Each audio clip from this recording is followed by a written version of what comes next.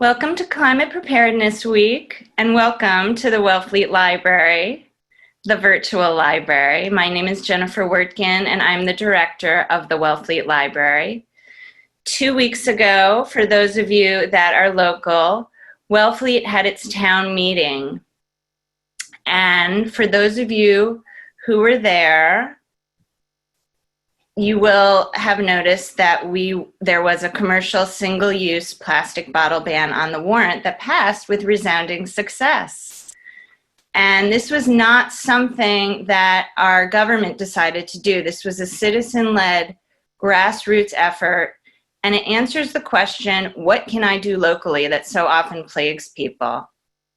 And it is my greatest honor to welcome Dr. Madhavi Venkatajan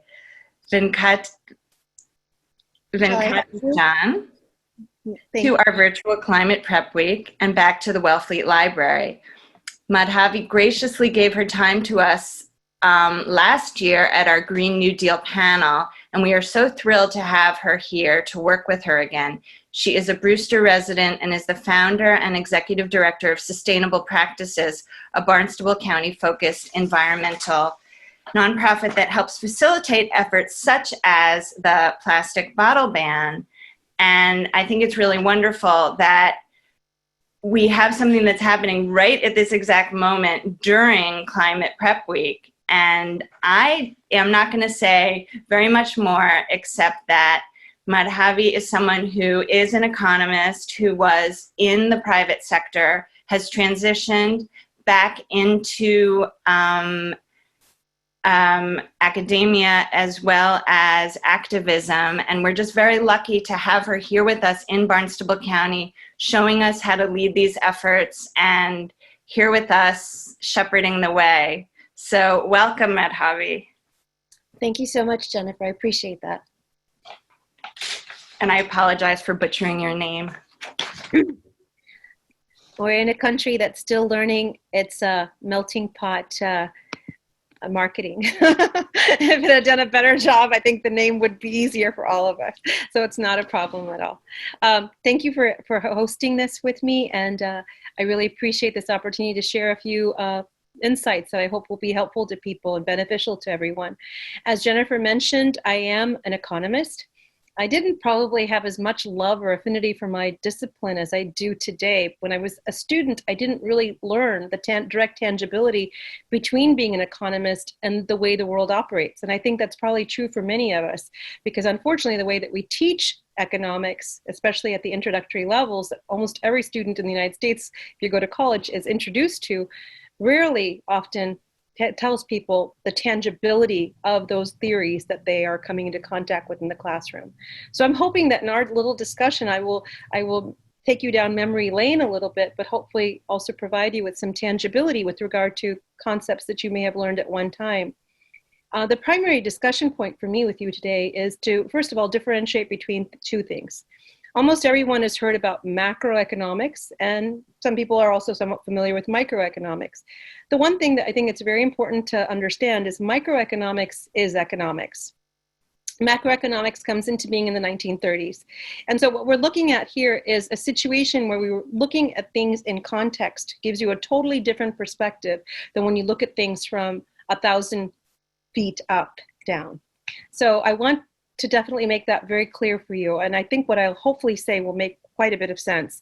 When we look at policy and we look at a policy prescription where we take into consideration a general rule of how people behave as opposed to a context-based rule as to how people behave, we may actually miss the mark, because what we look like on average may not even depict what our society looks like in real terms. So let me just give a simple example. I could have one person making $10 and one person making $100. The average is 55. I could also have someone make $60 and someone make $50. The average is still 55.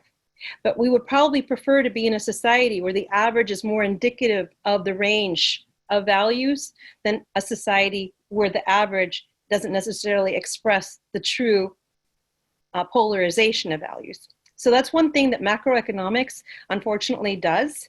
And I hopefully will delve into that together a little bit more and also discuss why that may be problematic, especially given that even though we all live within the economic framework, economic literacy is not an important element enough in this country that everybody leaves high school with some basic understanding of how they actually conform to economic theory as well as have an opportunity to change it. So I'm hoping this will make sense on multiple levels, and I look for you to correct me if it doesn't. So the first thing I'm going to talk about today is related to economics and climate change. Obviously, that is the title of our program. So the biggest sources of greenhouse gases, because that's typically what people highlight when they think about climate change, but climate change and greenhouse gases is just one thing. And I'm hoping that when we get to the end of this discussion today, you'll see what this huge conundrum is, because we're focusing on one thing, but really what we need to do is focus on the human-centric or the human impact to the planet. Climate change is just one attribution of it. But if we only think of it from that perspective, and we look to solve just this one issue of greenhouse gas emissions, we are not necessarily changing the value prospect, the value basis for the issues that we face today. So let me share what that means. First of all, in terms of the largest sources of greenhouse gases, we're most familiar with this, the number one being transportation, energy generation, then going on to commercialized agriculture. All of these relate to what we call in economics as externalities. And for many decades, we actually simply refer to them as market failures. And by so doing, we don't really acknowledge them as something that need to be internalized. In other words, we need to get rid of these market failures and ensure a market system that doesn't really have them. That externalities should not be appropriate or something that we would accept because they actually create the social justice and economic justice and environmental justice issues that we deal with on the other side of the equation of our market system. But unfortunately, maybe it's an economic literacy problem. Maybe it's the fact that we live in a society where we really don't engage in critical thinking. Maybe it's because it is easier to take the fruits that exist than question how they came into existence. I don't know there, and I would say that more than likely it's a combination of multiple channels of factors, which is another hopefully topic that we will discuss a little later, which is all related to stakeholder engagement. So when we just look at these sources of greenhouse gases, let's just focus purely on carbon emissions. We're going to focus on GDP growth. So global carbon emissions from fossil fuels start to take off right around 1932, going forward, actually starting much more quickly in terms of the steepness of this line by the 1940s. The reason why this is sort of interesting to look at is because when we look at the carbon dioxide and then we look at GDP, we can see that there may be a direct correlation between the two, and just looking at the steepness of the slope. So what is GDP? So let's talk about that for a second, because that is a primary motivating factor of our economy and something that almost all of you have come into contact with, but not necessarily something that all of us sit back and contemplate what it means, especially not on the individual level. So before I do that, let me just show you this graphic. And I looked to update this one, but I really couldn't. It's not really been updated, but we are above 400 parts per million. As of September 16th of this year, we're at 411.66 parts per million, according to one data source. And the reason why that matters is that's where we're measuring climate change, really what we're talking about, the speed of climate change behavior. And I really want you to think about that.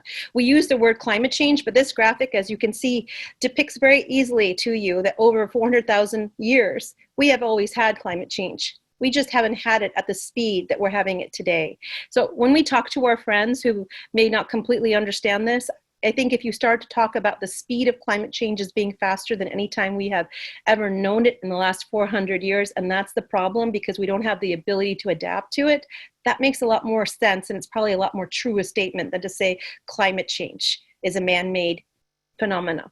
That's fine. It probably has been a man-made phenomena in other time periods as well, but no other time has the speed been this great.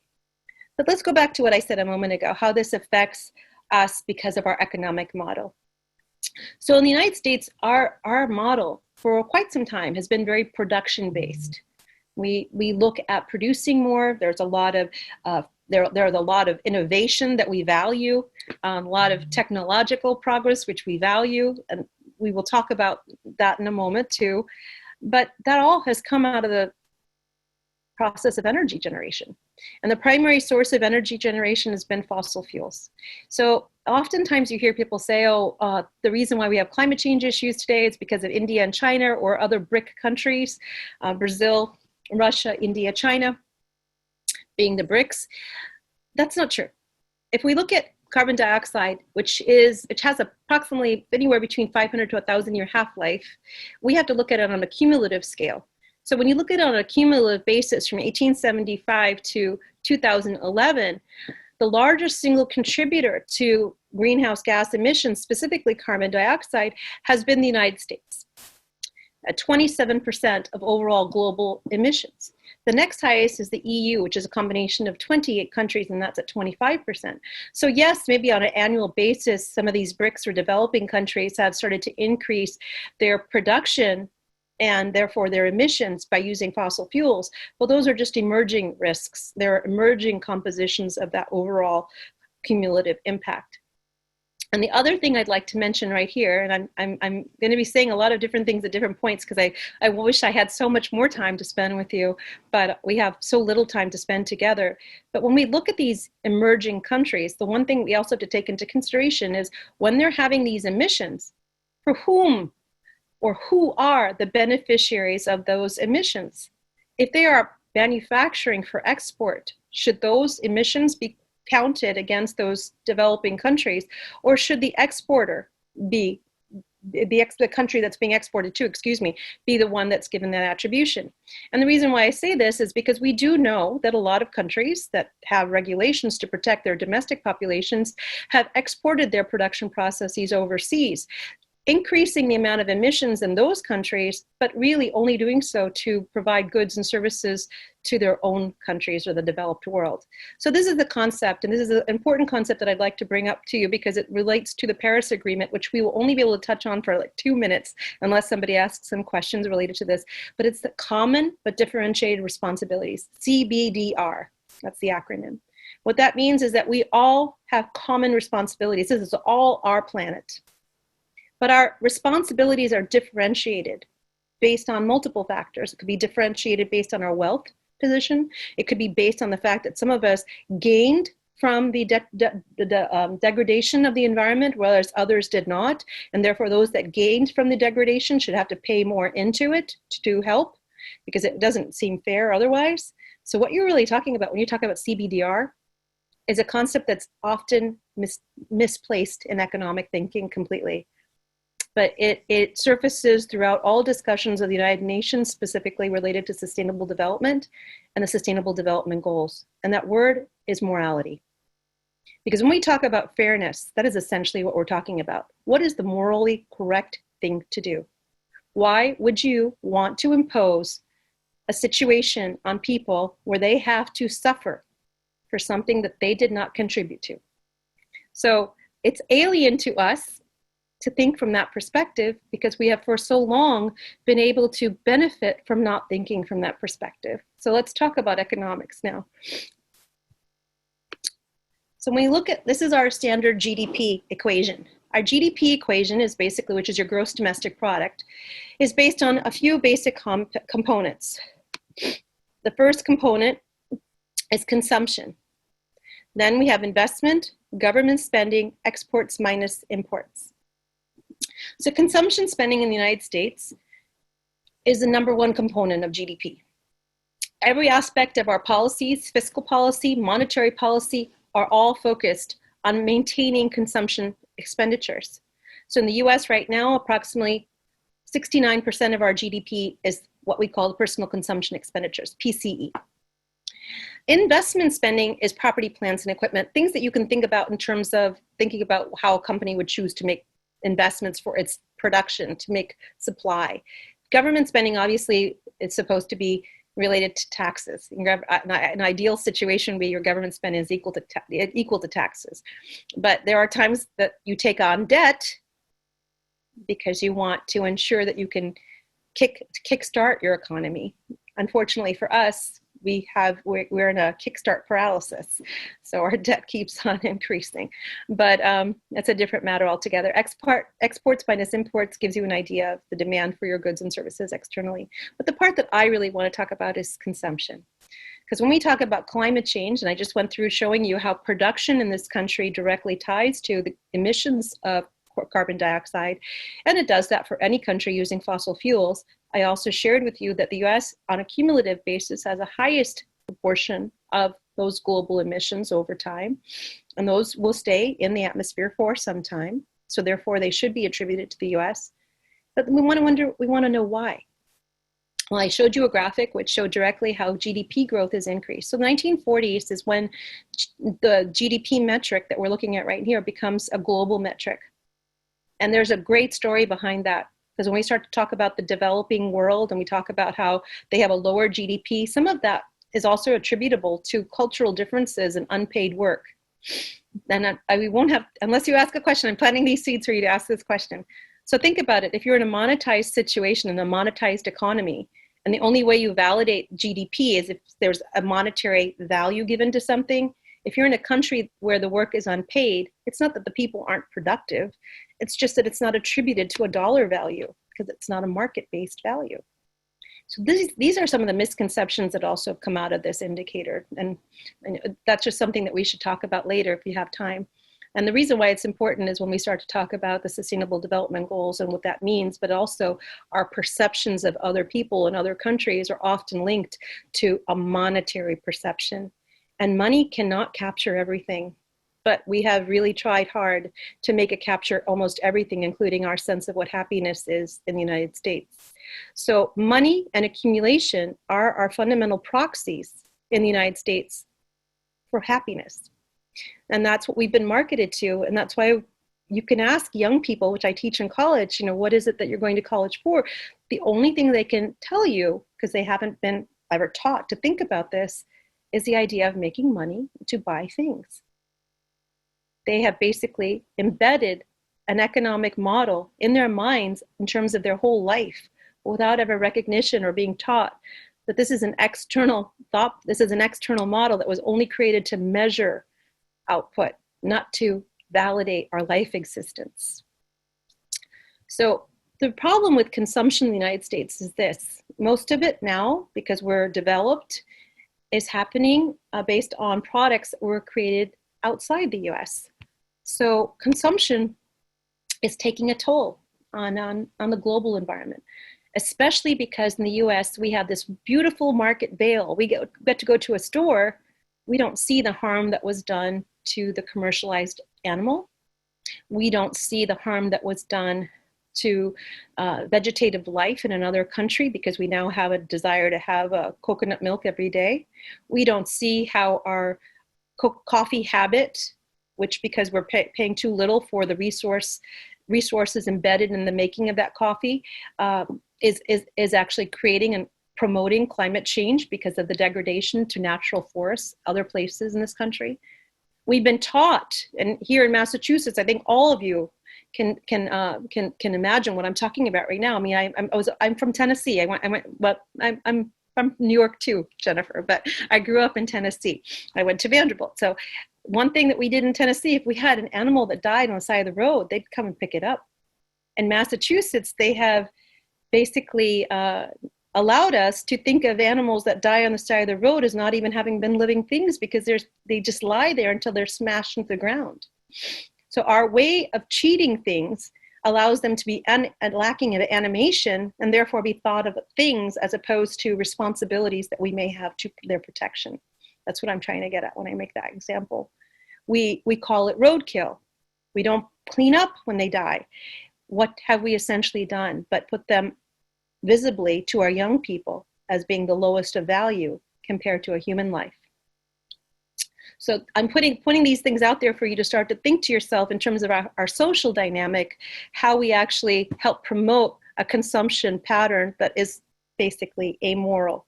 It's devoid of our responsibility because it's in the market, it has a price, therefore I can afford to pay for it. It is a fair value. I can do with it what I'd like. We have not told or taught people enough that when I buy this when I buy this teakwood furniture, trees have been chopped down somewhere else, which could potentially lead to erosion and issues related to environmental health well-being. Plus, I may have may have stolen a home or a habitat for another living creature that had no voice except for the voice that I gave to it. So these are the issues that our consumption really helps promote. And these are the issues that underlie climate change.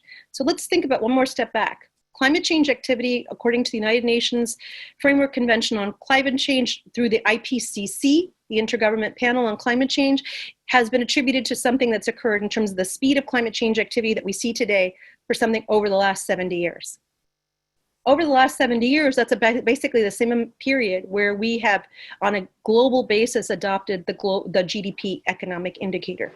So basically, during that same time period, we have created the wild goose chase of production as being an indication of a country's economic status.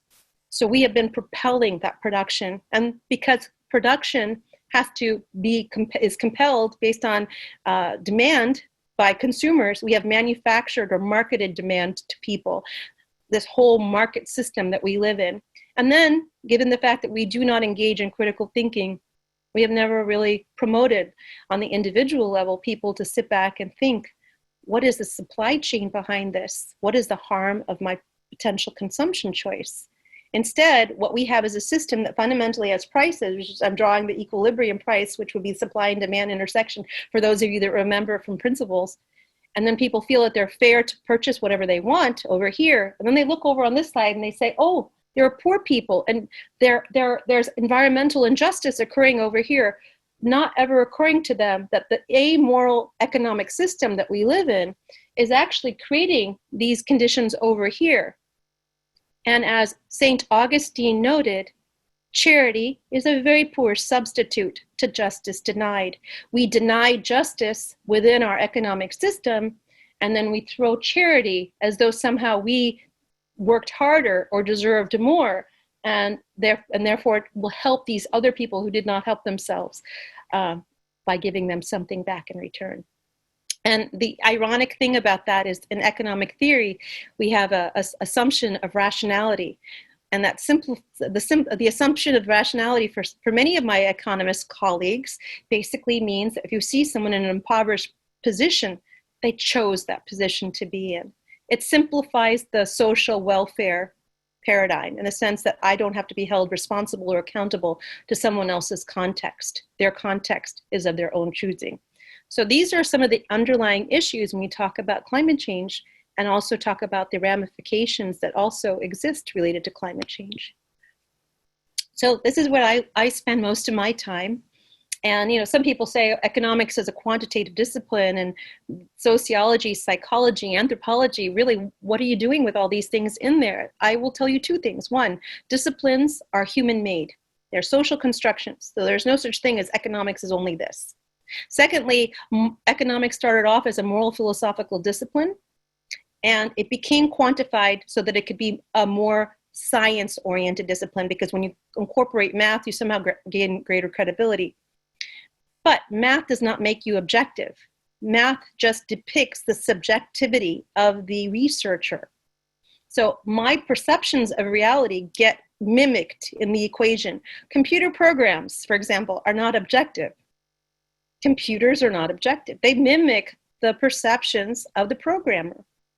So the unfortunate thing is, when we start to treat human life and interactions as a science, we basically normalize the behavior that we see around us, as opposed to putting a normative framework on the behavior we see. So instead of saying whether this falls short of the values that would be good for a society, we just basically accept what we see. And that opens a discussion for a whole lot of other things, which are related to the whole realm of social construction, legitimization, and power dynamics, which we won't be able to have time to get into, but I really would encourage you to think about that. So when we think about our economic system, what's currently happening is our GDP system, because it relies on consumption, has driven a certain set of values, which we see.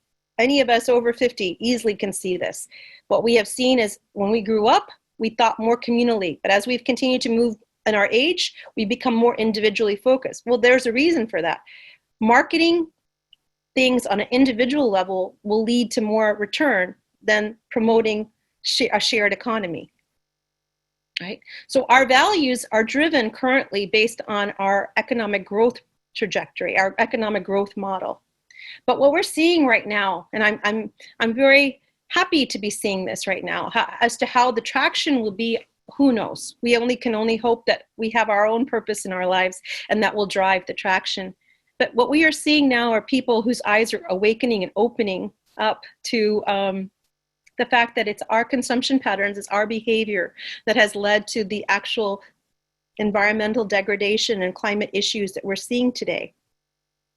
And as a result, there's an understanding, increasingly greater understanding, that it's our choices that have to be the conduit for change.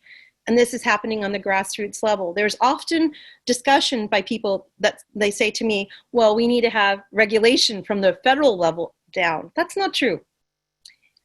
There's more evidence to point to the fact that grassroots movements work in terms of actually creating change that is permanent than if you have it imposed on you and you don't understand why that change is happening.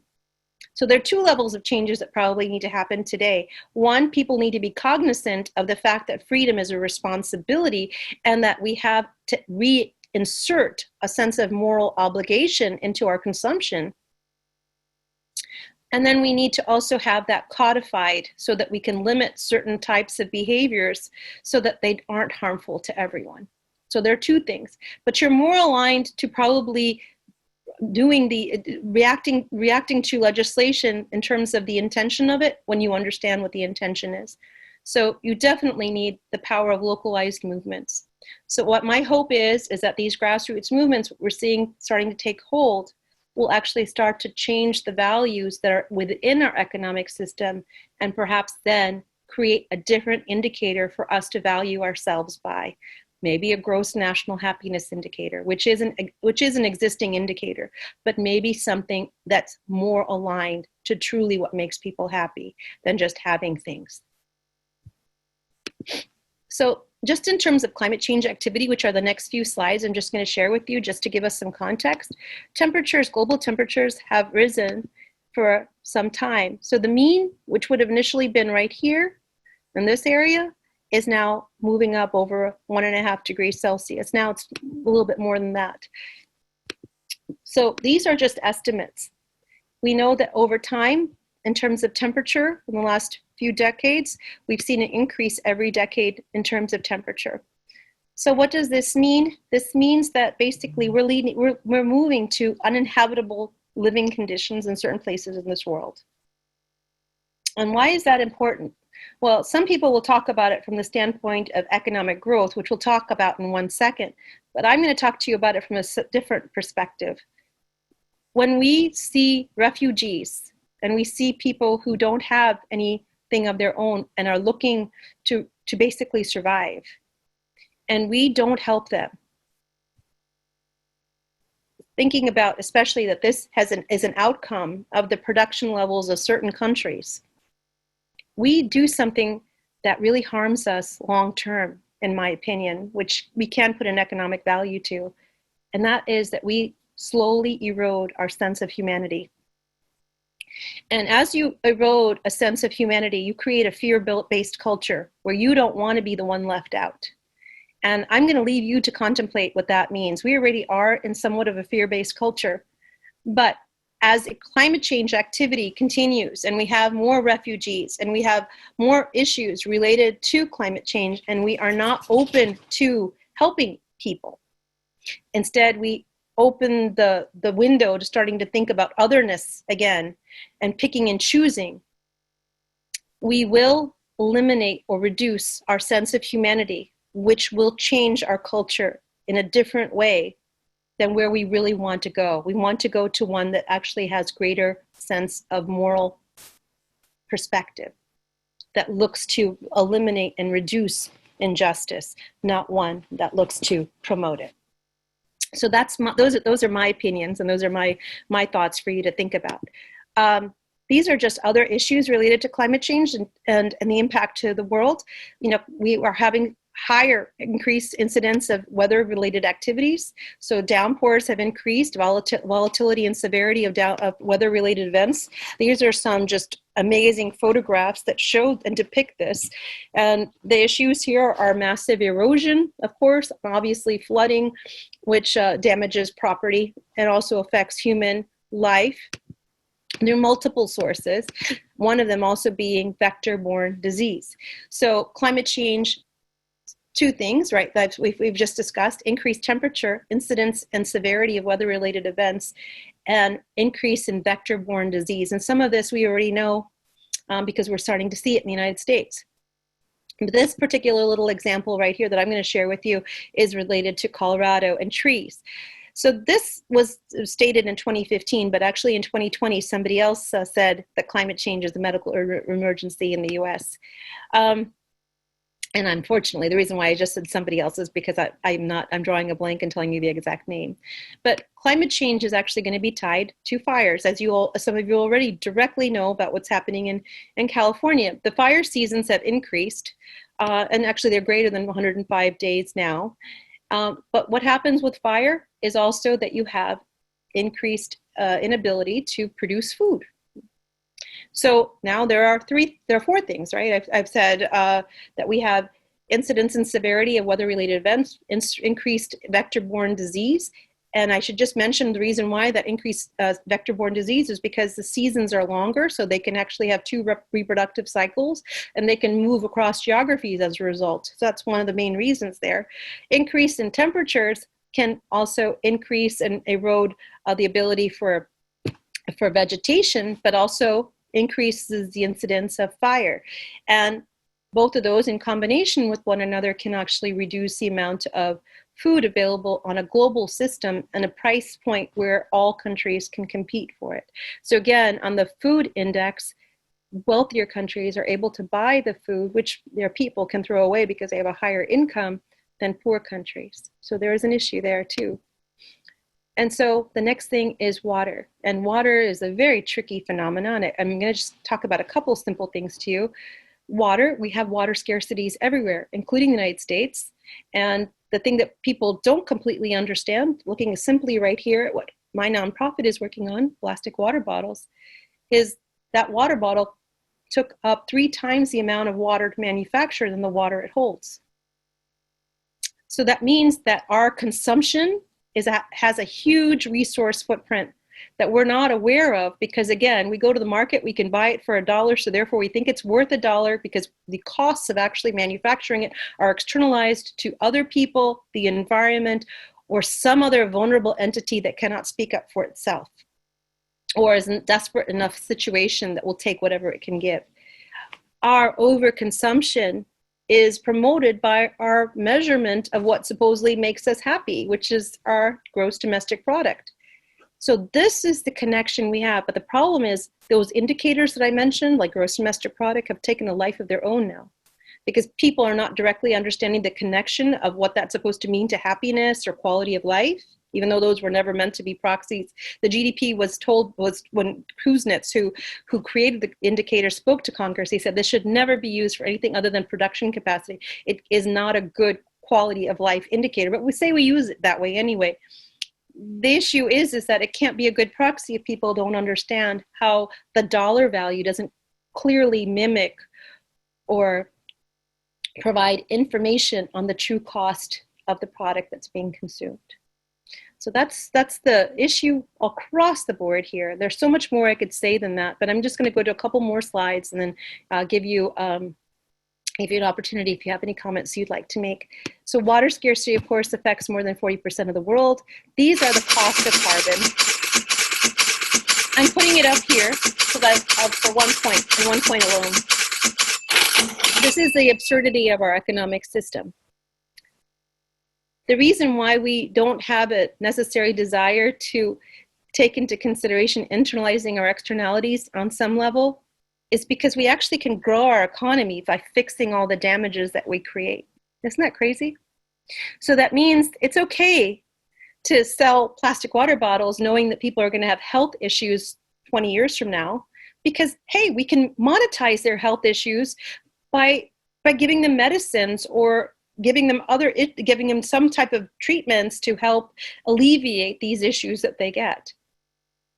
So there's an absurdity within our economic system because we're putting the value on the dollar, not necessarily the actual true indicator of the quality of life.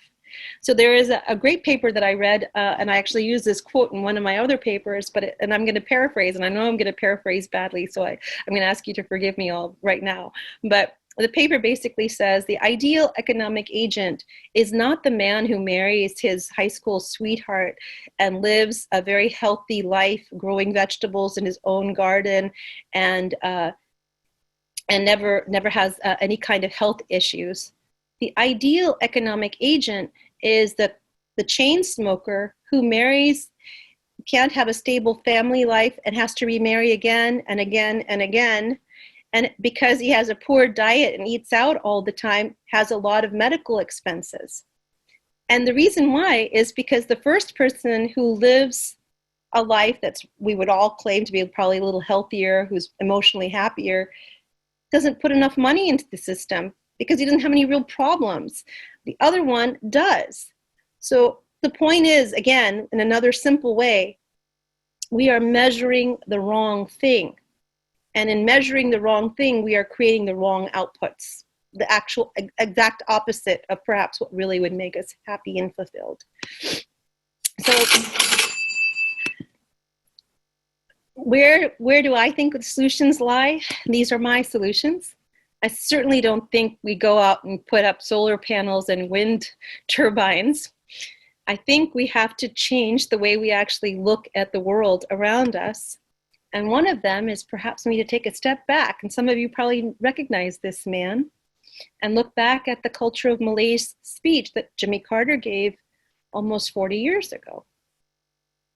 And the main reason why I would say that is in this culture, the State of the Union address, Carter clearly notes that we are becoming, because he's seeing the transition happening, we are becoming a nation of consumers. We no longer find happiness with our friendships. We don't make time for our family. We are concerned more about having things. That's one thing he says very clearly right off the top.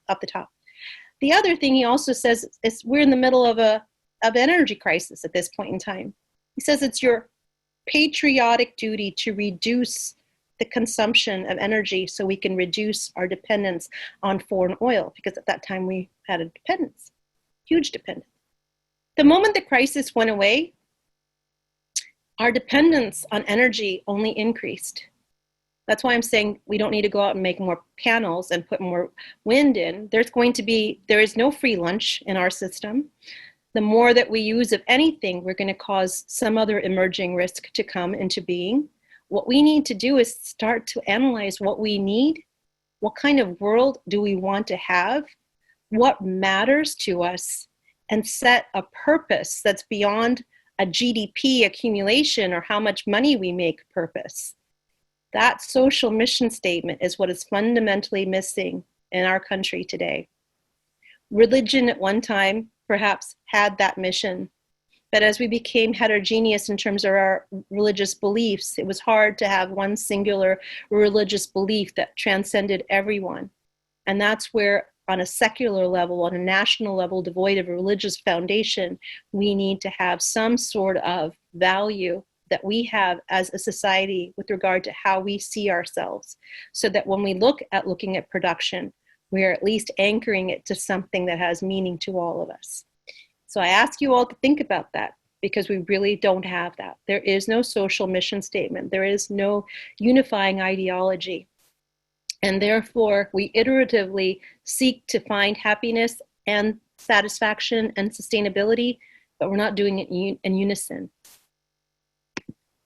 So the first term of sustainability, first use of the word sustainability, and I know I'm taking up too much of my time. I hope I have just a couple more minutes, Jennifer. But when we think about the word sustainability, which is what I focus on, sustainability actually came into meaning in terms of a word that was used by the United Nations in their Brundtland Commission report in 1987. It's this thing, the reason why I'm putting this up here is because I find this so fascinating to me, because when I was going through my economics training, this to me would be the definition of what economics is: development that meets the needs of the present without compromising the ability of future generations to meet their own needs. In other words, development that takes into consideration resource utilization, so I maintain there's enough resources available for the future. And that is really basically the definition I grew up with when I was in my undergraduate and graduate programs. But over the last 30 years, that definition of economics has changed. And we don't talk about economics in terms of intergenerational bequesting or intergenerational transfer. It's become more individualistic, with satiation or immediate gratification being determined right now. Okay. This is the part that I think is really interesting, and I wanted to put this in here for you. So in 1987, the same commission says, we can no longer talk of economic and environmental policy in separate compartments. So I want to ask you something. Why were we ever talking about them separately? And that's really one of the problems here. The problem is, the reason why we were talking them separately is because somewhere along the line, in the last 70 years, earlier in those 70 years, there was a perception that somehow the human system was the dominant system, and the environmental system was just a subset of it. So in other words, humans could fix anything. Or we had technology, we could do whatever we wanted. We didn't really need the environment. And that's where the transition starts to happen. So it's sort of sad to think, in a resource-based discipline, which you immediately say economics is a resource-based discipline, that you would have to sit back and think to yourself, aha, we need to think about the environment too. It seems like it would be quite logical you would have done so. But we truly did become a world where the human perception of domination of this planet actually superseded any other perception. And that's what we're challenged with today. So whether we overtly think about it or not, these types of thoughts are within our institutional frameworks. They are within our implicit process of thinking about things. And so this is where we really have to engage in critical thinking. Of course, this is the Paris Agreement, where the Paris Agreement was signed. And this is the relationship to common but differentiated responsibilities. If we ever have time to speak on this issue, I'll really welcome it. But this is the whole issue of, who should be paying and why. And does it really matter whether it was our great-grandparents that benefited or not? In some way, shape, or form, we continue to benefit based on where we live. And shouldn't we make sure, because we don't want to lose our sense of humanity, that we protect the most vulnerable? Because we can. That's hopefully how we should be thinking.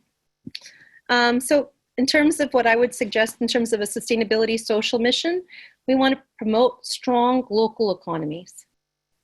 And I'll explain this to you. In economics, oftentimes you hear people say, oh, we don't need any more regulation. We don't need government. Well, it's because they're taking economics out of context. We don't need regulation when everybody works together. If we're a strong localized system, then we already have self-governance, because you're dependent upon me and I'm dependent upon you, and we recognize our interdependence. But when we're a large entity, we don't recognize our independence. Our interdependence, we feel an anonymity factor, which allows some people to do things that they probably wouldn't do if they knew they were going to get caught. So strong local economies, communities, places where people know each other and understand that they're connected to each other, extremely important if you want to reduce regulation.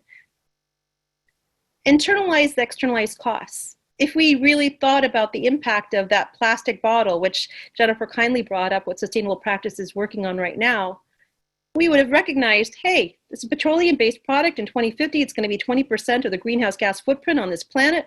On top of it, the chemicals leach into the water, especially when the bottle expands and contracts, causing obesity, endocrine disruption, fertility issues, cardiovascular issues, ADHD, things that have been normalized in our society over the last 40 years. And then at disposal, recycling is a myth that we were marketed to believe existed because it helps promote selling their products, right? And then, of course, we have incineration and landfilling, which to me should be a red flag to all of us, that we are so sophisticated that we take non-biodegradable waste and we put a hole in the ground and we bury it. That in and of itself, I think, should cause a lot of people a moment of pause, because there is something truly inconsistent about being a progressed society and doing something like that. So this last third bullet right here, fostering zero waste and cradle to cradle production. First of all, neither of those have really been done yet. So this is an area that really has tremendous entrepreneurial capabilities attached to it if we can figure out how. It's easier said than done to think of a good or that is zero waste. And it's easier said than done to think of something as a cradle to cradle product. At some point along the process, no matter what you're producing, the resource footprint is probably in excess of the benefit of the consumption. So in other words, almost everything that we do as humans leads to a footprint. The question we have to ask is, what footprints are we willing to live with and what footprints are we not? So we really need to be realistic. And we also have to take into consideration, who are we looking out for in terms of the benefits to be accrued? Are we opening our eyes to see ecosystem damage and biodiversity loss as also aspects of human benefits? So the last part is promote social equity and stability. Social equity has to do with opportunity for everyone, and everyone having an opportunity to live comfortably and have a decent existence. And stability means that that existence continues for everyone, regardless of where they live. This is somewhat tied to the Sustainable Development Goals, but maybe not all of you may be aware, but the Sustainable Development Goals threshold for poverty is quite low. It's $1.90 a day. And the greatest poverty that any of us face is not necessarily income, but our inability to interact socially with others. So looking at just a simple caloric intake component of staying alive is perhaps not the best indicator to assess poverty. So this is the Sustainable Development Goals. I have a book that came out last year on Sustainable Development Goal number 8. And hopefully, if I meet my deadline, this one on Sustainable Development Goal number 12 will come out later in early 2021. I'm just putting this here because I honestly love this quote. I also love the Margaret Mead quote that never question whether a small group of people can make a difference, because they always have. I'm so fortunate that I have a small group of people that I work with on Cape Cod, and we are making a difference. So if you want to question whether that's possible, I'm very happy to introduce you to any of them. And I'm so thankful that a couple of them are on this call with us today, like Ginny. I can see her on my screen. So this is what I'd like to leave you with in terms of thinking. One question I asked my students, because we were having this debate in my class the other day, which is about whether we're naturally cooperative or competitive.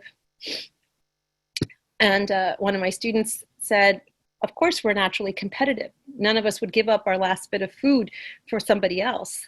And I said, is that really true? Sit back and think to yourself, we're all mortal. We're all gonna go. Doesn't it matter to you how you go? And I think when we start to think about it from that perspective, it changes our relationship to our selfishness. So I'm hoping that that will give you some food for thought to think about, is that it's not necessarily that we're all competitive or selfish. It's that we're taught to be because of fear. But when we start to think about our own mortality, hopefully we think about our legacy, because it's not something we can avoid. And that's really the basis of thinking of sustainability. So this is a picture of our planet, and this is the last slide that I have for us. And I'm happy to take any questions or any comments that have come up, Jennifer. Thank you so much for all of you for listening. Thank you. Thank you so much. I'm going to ask that you put your questions in the chat, and I'm going to ask Madhavi. So if people could just take a moment. Can I go off screen share? Should I do that? Yeah, that would be great. Can you please speak to why it is so important for civic institutions such as libraries to advocate and embody sustainable practices, especially in terms of cultural habits and values? Also, that in context of citizen identities being erased as community members and neighbors into consumers. I think the first part of that question is more appropriate for you to answer, Jennifer, since it's directly asking about libraries. And then maybe the second part of the question, maybe you could rephrase for me. Well, I think it's incredibly important for libraries to be involved in sustainable practices in all sorts of civic engagement. And I think that's part of what Climate Prep Week is all about. People talk about libraries being political or apolitical, or there's a lot of controversy about that. But I always say there's no sort of other side to basic human rights. And this is one of those issues. And it's a great way for us to be able to share discourse, to be able to share resources, to be able to share with each other in forums such as this, to have information for you in print, in recorded, in many different formats, and continue to look at the biggest issues of our times. And I only hope that continues to become something that's larger and larger with libraries, and that things like Climate Prep Week take hold everywhere. I know my colleagues in other states are incredibly impressed with what Massachusetts is doing, and are really hopeful that they can do some organized events as well. The second part of this question is citizen identities being erased as community members and neighbors into consumers. I am not 100% sure what that means, and we do not have a lot of people in this, so I'm going to unmute Gabrielle and have her ask that question herself. Oh boy. Hi everyone. Hi Madhavi. Hi, how are you, Gabrielle? I'm doing well, thank you. Thank you so much for your talk. And so basically the question that I'm asking, so our keynote speaker this week was Eric Kleinenberg, the author of Palaces for the People. And in his book, he has revitalized the term, which is social infrastructure. And social infrastructure, just as a brief definition, is this idea that communities and societies, we depend upon not just our buildings and, economic systems, but really it's the people. And it seems so intuitive and self-evident, but social workers, librarians, all of the people who make up civics, and how we as community members interact and what that looks like culturally. And so the question that I'm asking is, because I think about this a lot, of how we have systems that are designed for profit and we have systems that are not designed for profit. So a library is a perfect example of that. And I think about this of how do you create systems that parallel our capitalist infrastructure? How do you create systems that, for example, if I go to a grocery store or I look at all of the different, the massive infrastructure dedicated to consumerism, what does it look like, right, to have an infrastructure that parallels that? Whether it be, libraries, having seed libraries, repair, fix-it clinics, thrift shops, things that are, dedicated to thinking about resources and how we can better, reuse things. And I personally just feel like one of the ways in which that capitalism and this sort of corporate way of thinking has been so effective is that it has taken people and said, government is bad, government is terrible, right? Without acknowledging the fact that we are the government and that civically, that we elect people and we represent ourselves and we elect who who is represented. And so in that way, what they're not really saying is that in the same way that, corporate CEOs and executives have infiltrated the government, is that, that it's like we, are no longer community members. We're no longer, our own government. We're no longer citizens or neighbors, that we're consumers, and it's very isolating and individualizing. And I guess that's really, it's more of it's partly a statement, but I do wonder, what your thoughts are about that in terms of the rhetoric. And I guess that's what I'm getting at. It's the language that they use to make it so that people can't even imagine, right? They've co-opted the language and the narrative that we use. I think it's all very important that we think about how we got to where we are in context, rather than the cross-section where we see ourselves today. Because our ability sometimes to criticize or critique our existence or what we see comes with the hindsight that we also are the beneficiaries of in many ways. So to just in terms of trying to posit what you've noted as a question, I would basically say that civic entities will mimic the society that they are a part of. So perhaps if we're looking at a civic entity mimicking more sustainability, it's related to grassroots movements that help promote it. It may not necessarily be the civic entity that is the catalyst.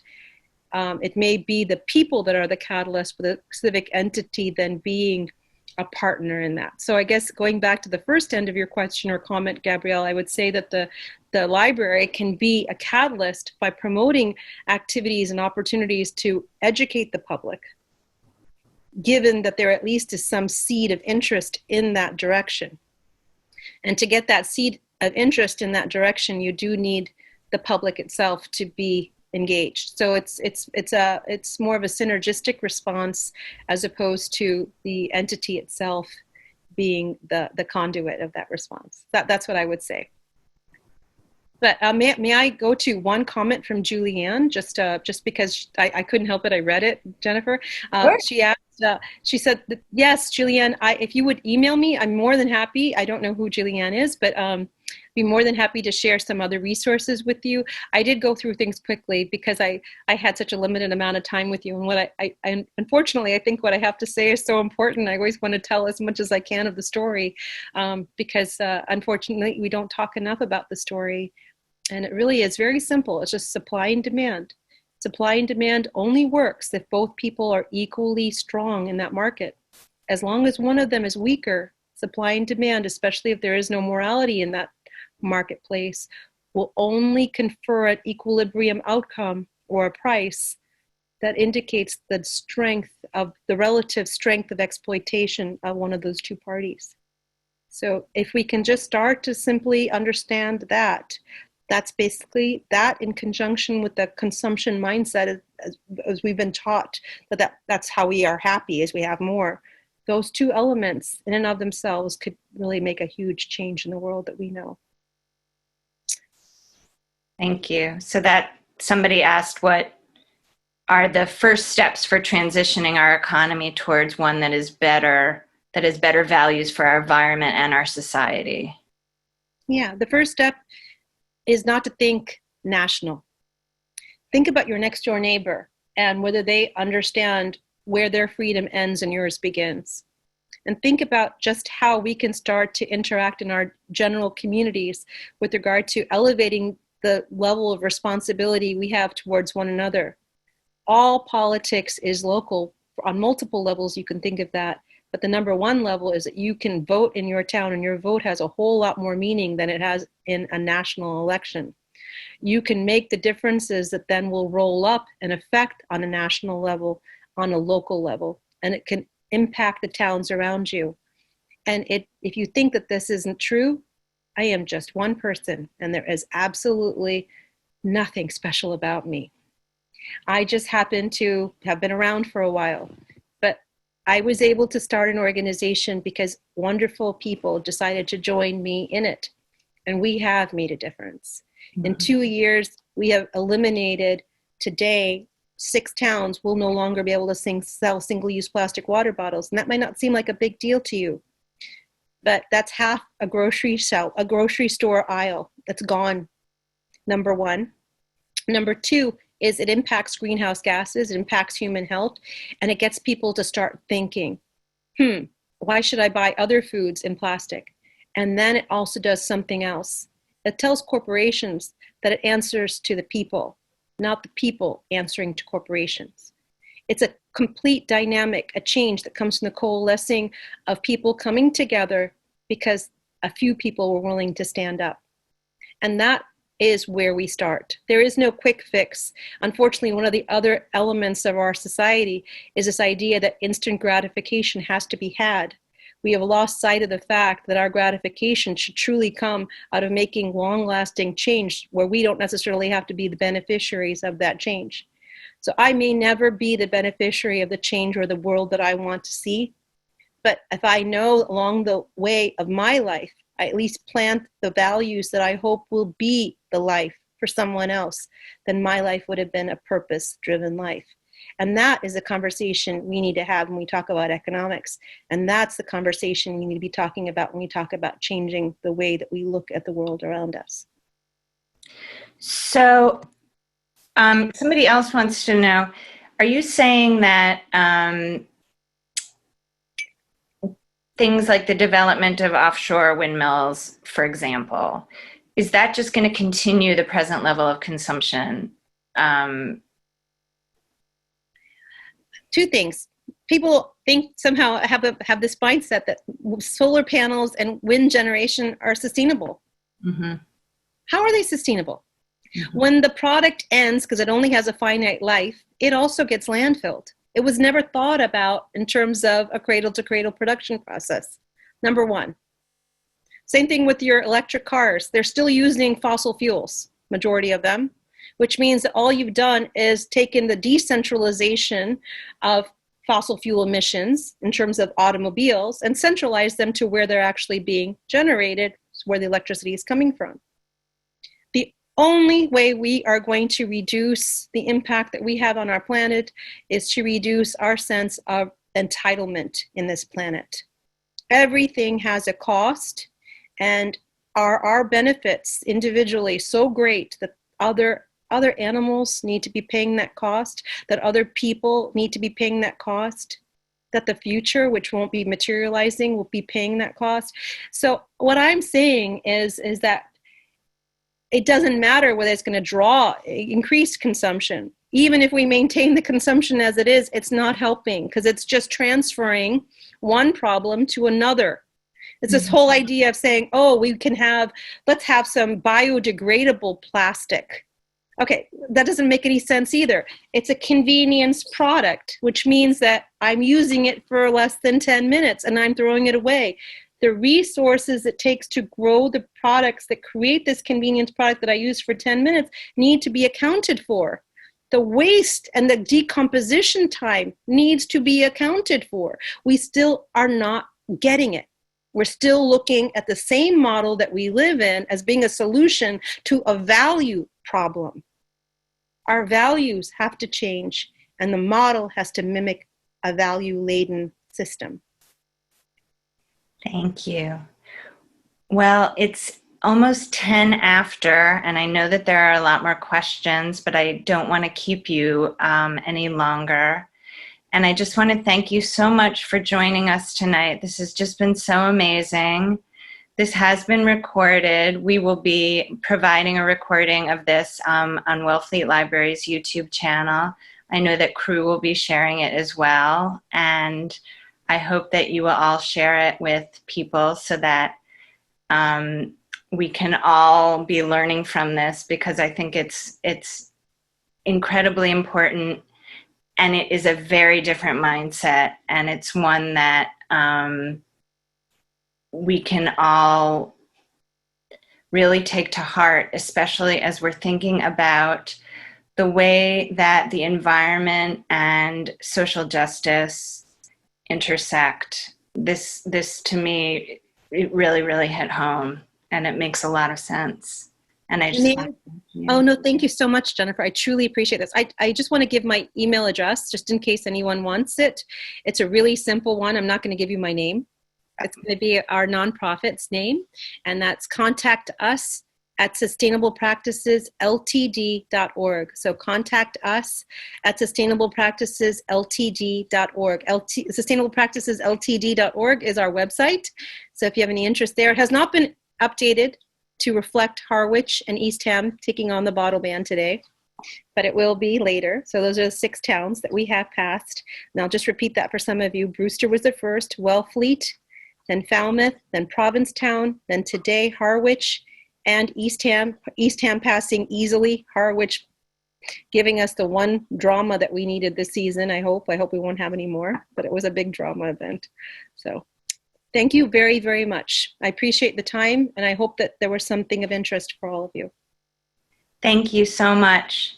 Take care.